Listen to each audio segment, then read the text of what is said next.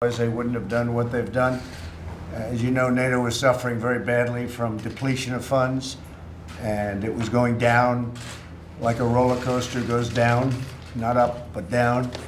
And I was able to, over the last couple of years, increase their contribution, not the United States, because we were paying far more than anybody else, to put it mildly.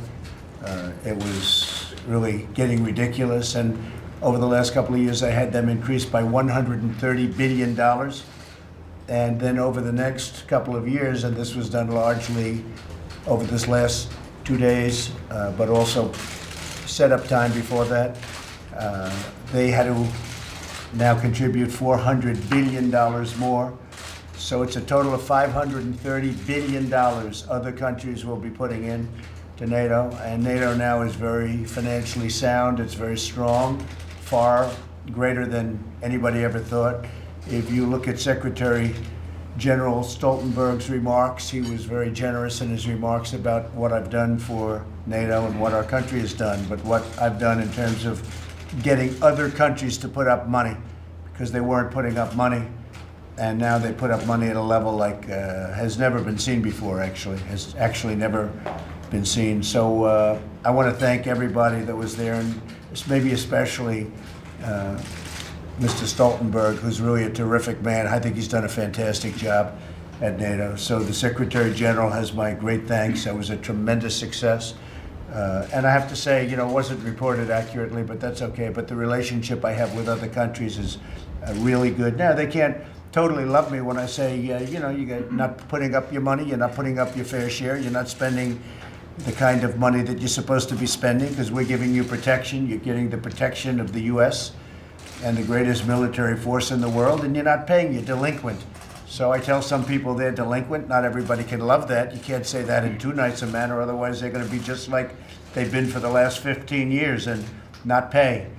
And certainly not pay up to the 2% level, which frankly isn't even that high. Frankly, 2% isn't that high. But I had a lunch yesterday that was great with, I call them the 2%ers. These are the people that were at that level. There's a total of 9 countries, and we had the lunch, and a lot of countries are close and getting closer, and some are really not close, and we may do things having to do with trade. It's not fair that they get U.S. protection and they're not putting up their money, and they're really, I call them, I use that term, delinquent. That's exactly what they are. But we had a tremendous success in London, and NATO is in very, very good shape, and the relationships with other countries are really extraordinary. Today I'm honored to host the working lunch with ambassadors representing countries on the United Nations Security Council. I want to thank our U.S. ambassador to the UN, Kelly Craft, for joining us and doing an extraordinary job at the United Nations. Thank you very much, Kelly. You're doing fantastically well. The United States holds the rotating presidency of the UN Security Council for the month of December. During our lunch, I will outline America's priorities and ask our distinguished guests from other nations how we can best work together. They have a lot of great ideas. We've done this before. We've learned a lot, and it's been really quite an interesting time for me. Today, our nations face a range of shared security threats, including terrorism, drug trafficking, illegal migration, cyber attack, and the spread of nuclear, chemical, and biological weapons. And we're working very hard on those problems, especially the last 3. There can be nothing more important. The Council must take action to confront these and other dangers facing the world. That also includes the behavior of the Iranian regime, which has killed hundreds and hundreds of people in a very short period of time. They're killing protesters. They turn down their internet system. People aren't hearing what's going on. I would like to see the media get involved in that and go in and see what's happening, because it's not a good situation. It's a horrible situation. It's something that is going to be a big scandal throughout the world very soon. They're killing a lot of people, and they're arresting thousands of their own citizens in a brutal crackdown in recent weeks because they're protesting. And I think the media should get involved in that. I don't know that they will, because they have their own reasons, but the media should absolutely get involved in that. America will always stand with the Iranian people in their righteous struggle for freedom. They're not being treated properly. All of that money is being wasted on weapons and on other things, and they're not treating their people properly. And their people all over the country, they're rioting and they're protesting and they're very unhappy. We also call on Security Council members to join the United States in our vital efforts to promote religious liberty around the globe. The world is more secure when people have the right to follow their convictions and to worship in peace. And we've been very strong on that. And getting back to Iran, I do have to say that I think the Iranian situation could be fixed very quickly and very easily, and it could become really something special, as it was at certain points of time. There are certain points of time where it was doing very well, but for quite a long time it's been doing very poorly. But it could be fixed very quickly. But we have people that just don't want to do that. For some reason, they just don't want to do that. They don't get it. But I want to thank everybody for attending the lunch today. I think what I'm going to do is go around. These are very important people. These are people in their own countries that are at the top level and really have great ideas. I learn a lot about their countries. And I'd like to just maybe, we'll start with Kelly, and she'll introduce herself and just say a couple of words, and then we'll go around the room and introduce the representatives from these very important countries. Please, Kelly. Thank you, Mr. President. And you know, it is such an honor for anyone to serve a president, but for me to serve a personal friend and this particular president is such a great thrill, so much so that I felt like today I was bringing home all my boyfriends and girlfriends to meet my family. So I was just so very excited, and he has taught me well the importance of being a business leader first when you're putting your country first. Because I think within the Security Council, to be transparent, as the President has made very clear to countries, and accountable, and being efficient, and just with NATO, and demanding the 2%. I think that's very important that we hold people accountable. And as a Security Council, we all have the same values, and that is uplifting people that have less than we have. And that's something that the President has taught us well in the United States. The people that elected him are those very people that didn't have a voice, and that's what we are all about in the Security Council. And I'm very proud to introduce you to perhaps the strongest council that I believe the United Nations has ever had. That's very good. Thank you very much, Kelly. Please. Mark? I'm Mark Christine. I'm the ambassador of Belgium. Good. So it's a privilege to be here, Mr. President. Thank you very much. Thank you also to Kelly for organizing this. I think it's really a great moment for us. Thank you. And I just met your representatives over the last 2 days, as you know. So it was very good. Thank you very much. Please. Mr. President, I'm Zhang Jun, the permanent representative of China. Thank you for inviting us to the White House. We have made a tour around this a number of rooms, the green one, the red one, and also the China room. Good. And we are very much impressed. That's true. And we are very much impressed by the decorations, and do wish you and your family and all colleagues a Merry Christmas and a Happy New Year. Thank you very much. And we are very happy to be here, and we have listened to your remarks very carefully. Yes, indeed, the Security Council is entrusted with a huge mandate in maintaining peace and security. For that purpose, it needs our cooperation, needs our unity. And we are happy to see that Kelly Craft is leading us in December. Yes. And she's really doing a great job. She asked me to say so. No, not really. We are very much impressed by the way she's really leading the Security Council, and indeed it's our really common responsibility to work together, to stay united, to make the United Nations strong, and to maintain world peace and promoting security and development. Thank you. That's beautifully stated. And we're having meetings and discussions with your representatives right now, as you know. So it's gone along very well. Thank you very much. Appreciate it. My name is Léon Adam, the ambassador, permanent representative of Côte d'Ivoire, Ivory Coast. We were not in the NATO meeting. We follow everything you did there, and you did well. Thank you very much. Thank you very much for welcoming us here, and thank you, Kelly, for your leadership in the Security Council. You represent America and President Trump in the best way possible. Thank you. Thank you very much. My name is Jose Singer. I'm Ambassador, Special Envoy to the Security Council for the Dominican Republic. I thank you for this lunch. I thank Kelly for convening this. You have a great representative, Robin Bernstein, in the Dominican Republic. She's a great ambassador. Good. And wish you Merry Christmas, Happy Hanukkah. Good. Robin's doing a very good job. She is great. She's fantastic. Yes. Thank you. Nicolas Drivière, I'm the permanent representative of France. Thank you very much, Mr. President, for your hospitality. It's a privilege to be here. And thank you also for sharing Kelly with us. Thank you. Yes. That's very nice. Thank you very much. President, I'm Christoph Heusgen, the ambassador of Germany, and I was just wondering who you meant when you spoke about NATO and the elections. That's a very interesting conversation with Angela. She's a terrific woman. She's really a terrific woman, but we did have that conversation. It was really good. Thank you very much, very much. Thank you, and I wanted to thank also for Kelly Pratt. We worked very closely together, for instance, on religious liberties, and Germany is chairing the Sanctions Committee on North Korea, where we believe that the UN plays a very important role to keep the sanctions in place to make the policy that you conduct on North Korea a successful one. And with regard, coming back to the budget, we of course hope that you also think the UN is very important and the US also pays its dues there. Thank you. I think the UN has tremendous potential actually as an organization, and it's doing well. Good leadership right now. Thank you very much. Please. I'm Dian Transajani. I'm the ambassador, permanent representative of Indonesia. We're not a member of NATO, but we're working closely with you on G20. I also would like to second colleagues to have Kelly there. You have appointed Nikki Kelly from the South, and then Kelly from I studied in the South in Nashville, so I'm very happy we have an ambassador from the southern part of India.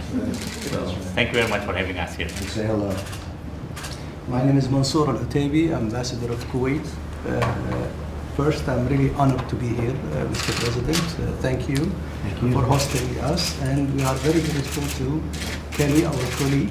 She came only 3 months ago, and she is now presiding over the council for the month of December. We wish her all the best. Our bilateral relationship between the United States and Kuwait is excellent. Yes, it is. And we will work also to even improve it further. Say hello. I will. Thank you very Thank much. you. Good afternoon, President. My name is Nestor Popolicio. I am the ambassador of Peru at the UN. And I would like to thank you for receiving us, for inviting us this important lunch.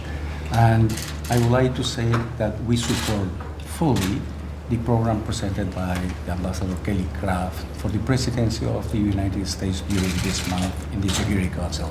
It's a very good program. Thank you for your leadership. Well, thank you very much. Great country. Joanna Żonecka, I am the permanent representative of Poland to the United Nations. I just met with somebody you know very well, Yes. right? And I'm so honored because for me it's already for the second time that I'm here in White House. Allow me, Mr. President, to say how lucky we are to have a very kind and human leadership of Kelly in the Security Council. Not only Madam President is very professional, but also she tried already in a few days to build a good spirit, so we are very enthusiastic. And for Poland, we are so privileged to work closely, of course, within NATO, not only. We share the same values, and Poland will very soon be out of the Security Council, but we always pay attention to the values, not only freedom of religious, but also how to uphold the standards of international law. So again, I am so privileged to be here. Thank you very All much. the best. We had a great meeting yesterday, I have to say. And he was a member of the 2%ers. That means Poland. So that was very good. So we happen to have lunch also. Thank you very much. Mr. President, I'm Vasily Nebenzia, the permanent representative of Russia in the Security Council. We will not be out of the Security Council anytime soon. I hope not. Thank you for hosting us and for your fantastic hospitality. Thank you for the tour of the White House. We saw the China room, but we didn't see the Russian room. Well, we'll have to Maybe take it's care the one We'll take which is care of top secret here, and we couldn't discover it. But I thought I would be the first one to compliment and to thank you for having Kelly with us, but I was taken over by my colleagues, but we fully share. We really enjoy her company in the Security Council, and I think we can do a lot of things together there. And you're doing a good job too. I've heard from a lot of people. Great job. Thank you very much. Please. President, I'm Jerry Machila from South Africa. Very grateful for you to invite us to the White House. We're so happy about it.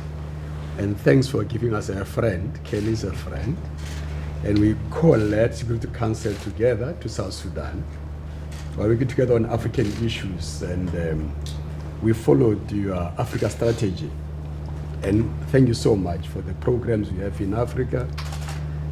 And next year, South Africa will be chairing the African Union, and I hope we can work together on peace and security in Africa. But thanks so much, President. Thank you. And thanks for sending Lana Marks to South Africa. Yes. She's doing a great job already. She's all over the show. That's great. Thanks. I hear that. Thank you very much. Appreciate it.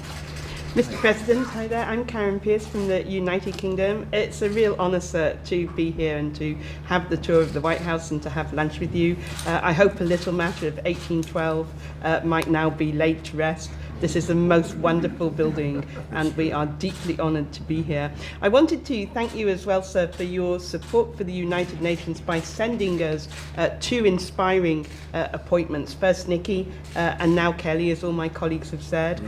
There's a lot to do together. Another colleague mentioned DPRK, but 2020 will be the anniversary of the UN, and I know, sir, that when you came to the UN the first time, I think you said we needed a better United Nations, and I think we can support you in that, absolutely. Good. I think so. Thank you very much. Appreciate it. Thank you. I am Sven Jurgensen, Ambassador of Estonia, and it's a pleasure and privilege of being here, and thank you so much for having us here. You mentioned the lunch in London. Just driving here, I read an article in one of Estonian newspapers with a funny headline: "The 2%ers got a free lunch." I paid for it. But I think NATO needed the push, so thank you. Thank you very much. Mr. President, it is indeed a great honor for me. Rhonda King is my name. I represent the smallest country ever to be elected to the Security Council, St. Vincent and the Grenadines. And I think you are familiar with one of the islands in the Grenadines, Canouan. You once had some business interest there. Yes, and my Prime Minister sends his greetings because I spoke with him yesterday and told him I was coming here. So he asked me to remind you of our beautiful island. Yeah. And I would be remiss if I also didn't join Karen in complimenting you for appointing to, if you look around the table, you would see that there are only 4 women and only 3 will be sitting on the council. We are on our way in.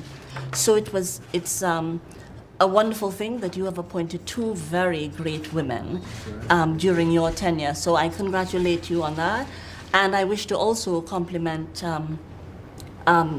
Kelly, because already she has restored a sense of civility and dignity and grace to diplomacy. So I congratulate Kelly. I'm looking forward to working with her over the next 2 years. Once again, it's an honor for me. Thank you. Thank you very much. Appreciate it. President, I'm Mansour Bahati. I am the ambassador of Tunisia. For me, it's a big honor and privilege to be here with you. Thank you for the invitation. And also, I share the views of my colleagues. You sent us a talented, professional, and grace lady. She's doing a wonderful job. Thank you for that. Thank you very much. Appreciate it. Yes, I am the last one, Dang from Vietnam. And I have chance to see you the first time in Da Nang. Right. The 2017 in APEC meeting. So this is my great honor to be here today at the White House. And I hope that you will visit our region again, because next year, Malaysia will be the heart of APEC summit. And Vietnam, the heart of ASEAN EAS. So please come again. Thank you very much. Thank you. And say hello, by the way. We had some great meetings in Vietnam, very successful meetings. Thank you. And the trade is doing very well with Vietnam. Thank you very much. So thank you all very much. Again, this last 2 days have been really amazing. The success of the days, the amount of money raised was a number that nobody could even believe. And if you add it up again, it's $530 billion. Over a very short period of time. Much of it is already coming in by other nations, some of whom are represented here today. So that was really something special, and this will be great, and we're going to learn a lot, and we're going to give some ideas, and we're going to have lunch, and a lot of good things will happen. But I appreciate you all being here, and Kelly, congratulations on doing a fantastic job. Thank you all very much. Thank you.